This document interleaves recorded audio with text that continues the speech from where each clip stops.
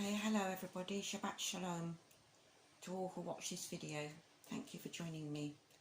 Had another realisation. I produced these two paintings while experiencing Alan Horvath reading and expounding on Genesis. Praise Abba that he did these videos. Found them on YouTube. You can find them there too. I thought I was meditating on the Oat Mem. But really, that's the living word. That's the Oat Noon. I was asking Arba what these two paintings are about. I wasn't sure I really liked them or whether I should continue or not continue. So I just asked him and then I left it. And then I waited with Moki Girl singing and humming along to her Baruch compilation of tunes to this week's gathering of Mishpachah, for which I was fast asleep, unfortunately, but never mind, I've watched it now. I will watch it again and again, it's very good. So my thoughts that have sprung up since then. Well, we're renewed constantly from within our DNA. A factory in its own right, with a minuscule printing component, is rapidly producing new strands that grow and renew us in the physical. Every piece of every strand is printed afresh, as in the now. Every single now. Wow. That's a lot. That's a lot. That's incomprehensible, really. Constantly spiralling, it undoes the thread of our DNA to copy and update, producing new threads, dividing up what we are into new strands. It feels a bit like a checkout point at the supermarket, where what we put in our trolley and on the conveyor belt is what we take away. As in, as us, as what we take away as us in the now. What we're about to feed ourselves with and eat in a different way. So, what we feed our senses with, all of our senses, is what our printer follows through with in its printing. Within our DNA coding, continually, from conception into this world of matter to physical death, and we go on out,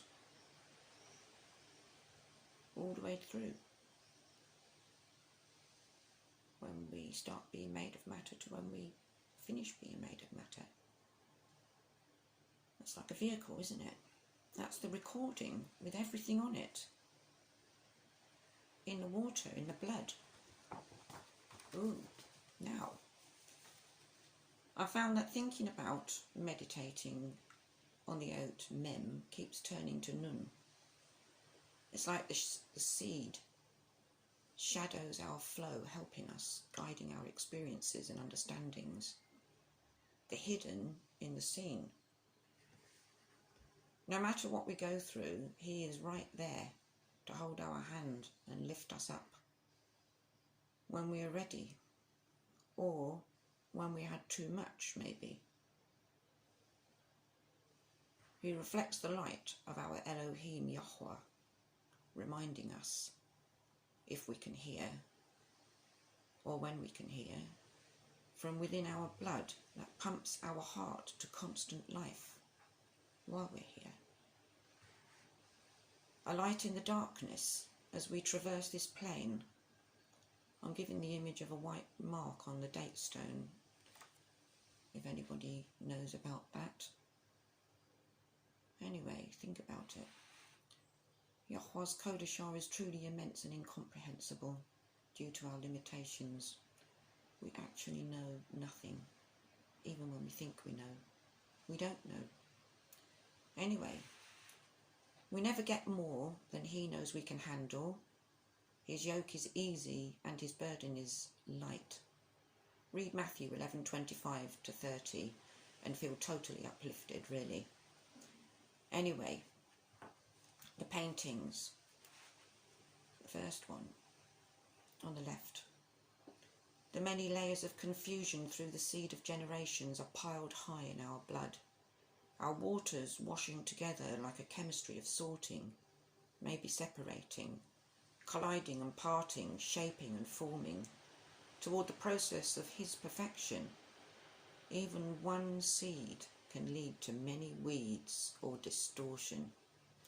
Anyway, the next painting, the dark blue one on the right, the shadows are parting in the waters. The word we can see,